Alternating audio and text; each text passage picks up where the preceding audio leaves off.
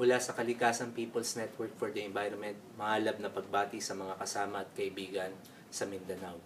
Taos puso ang aming pakikiramay sa pagkawala ng ating mahusay, magiting na kasamang si Tatay Francis Morales. May ilang panahon din kaming nagkasama ni Tatay Francis nung namalagi siya rito sa Maynila at tumira sa opisina ng Kalikasan PNE. Sa maiksing panahong ito, nasaksiyan ko ang tiyaga, sipag, husay at talas ni Tatay Francis sa pagtataguyod ng kagalingan ng mamayan, partikular ng Southern Mindanao.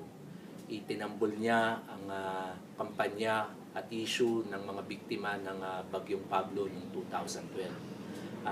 Mahusay niyang pinakita yung naging lugmok na kalagayan ng mga biktima ng Bagyong Pablo at matalas niya namang tinukoy ang malaking pananagutan ng rehimeng U.S. Aquino sa kapabayaan at kawalan ng pagkalinga sa mga biktima ng Bagyong Pablo.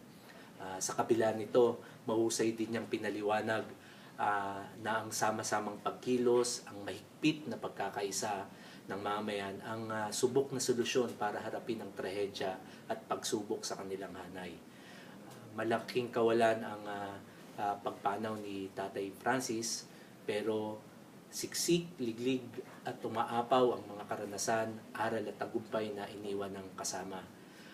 Tiwala kami na tuloy-tuloy ang ating paglaban para sa interes at kagalingan ng mamayan, lalo pang lalakas ang pagtatanggol natin sa inang kalikasan, sa buhay at tradisyon ni Tatay Francis. Kamtin pa natin ang maraming tagumpay. Mabuhay at kayo at sulong sa pakikibangan.